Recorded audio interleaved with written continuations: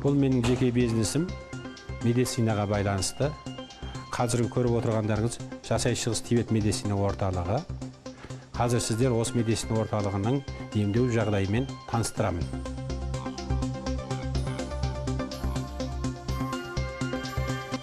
Науқастарымызды бірінші рет қабылдап, диагноз қоятын кабинетіміз.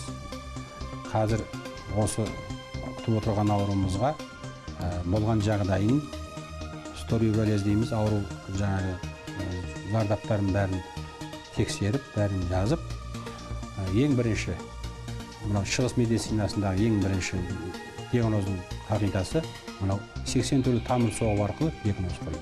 Жүрегіңіз әдетте қалай? Жүрегіңізді тыңдап көреміз. Жүрек жақсы көтере алатын болса, онда ине терапиясын басқа елдерге қабылдауға болады.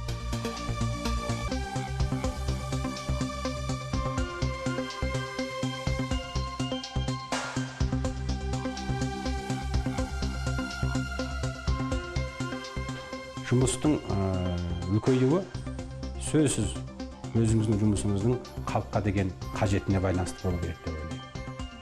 Сол үшін бизнес бүгінгі күндегідей 70 адам жататын, күніге 50-60 адам қабылданатындай үлкен клиникаға айналды.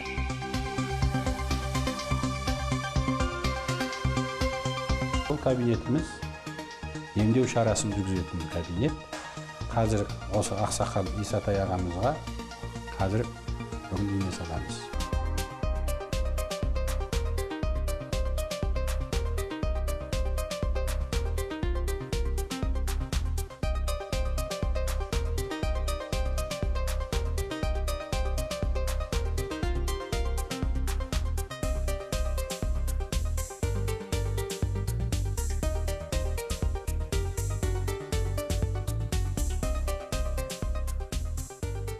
Сіздің істеген жұмысыңыз халықтың қажетіне жараса, одан асқан мақтаныш жоқ.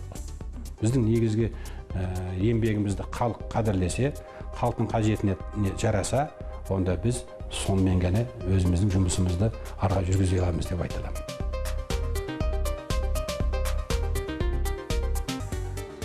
Бұл ауруымыздың бел омыртқа жарығы, бел грыжысы деп айтамыз екі жерде.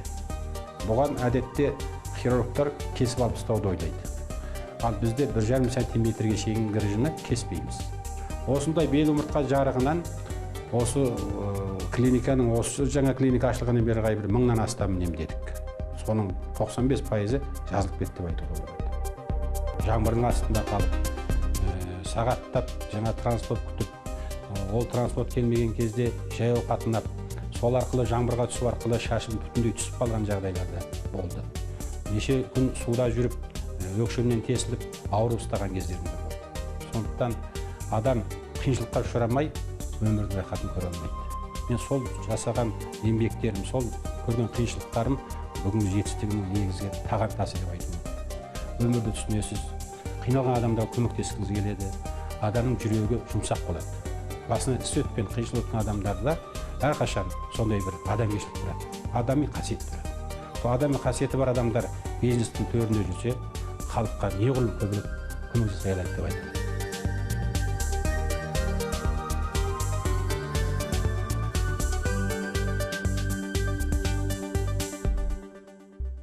Алла берген 4 балам бар. Үлкен балам университетте, қалған балалар 4-ші, 5-ші, сонымен 9-ші класс оқиды. Үлкен балам Ұлпан энергетика университетінде автоматизациялық басқару оқуын оқып жатыр. Қосымша ағылшын тілінің мамандығын алып жатыр. Енді балаларым ішінде дәрігерліктің өзінде бір қасиет болу керек қой. Сол екінші балам Ақбарал деген қызым биологияға, химияға қызығады.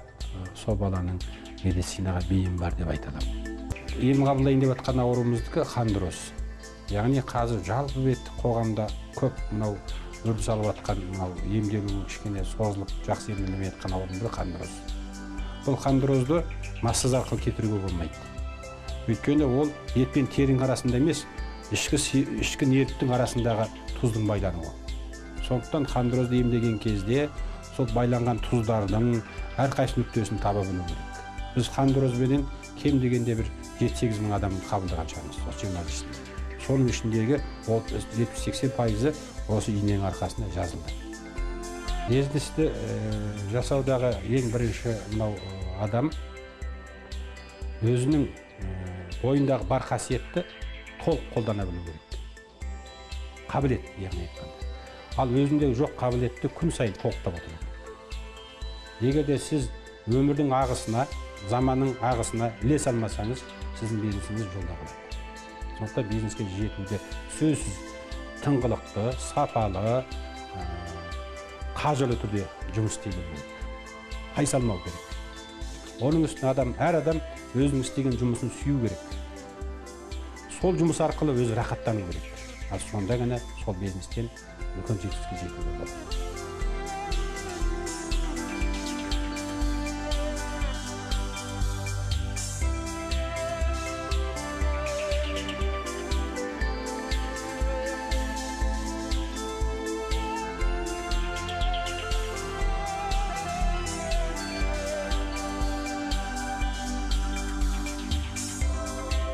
Алдағы мақсаттар өте көп. Ең үлкен мақсат осы клиниканың емдеу сапасын әлемдік дәрежеге жеткізу. Яғни дүние жүзіндегі туристік болып келген адамдарды осы емдеу орталыққа шақыру. Сол арқылы қаламыздың, еліміздің бюджетіне үлес қосу. Көптеген шығыс тибет мамандарын тәрбиелеп осы орталыққа жинап, сол арқылы сапалы ем беру.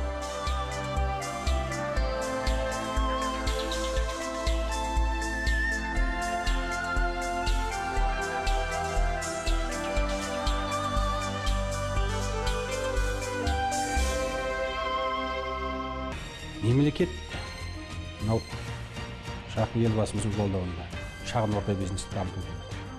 Сондықтан әр адам бір өзі емес, болмағанда бір 10-20 адамға жұмыс бере алатын жағдайда бизнес жасайтын болса, біздің мемлекетіміздің дамуына үлкен үлес қосады. Сондықтан мемлекеттің өсуі, оның детальдары ол шағын орта бизнес. Сол шағын орта бизнестерде халықтың жағдайы орташа жағдайдан жоғары дәрежеге көтерілетін болса, ол әлемдік дәрежедегі дамуға жеткізеді. Сондықтан бизнесмендердің шынайы түрде аянбай еңбек етіп, мемлекеттің бюджетіне, халықтың жағдайына үлес қосатын жұмыс істейтін болса, онда мемлекеттің дамуына жақсы үлес қосады деп айта аламын.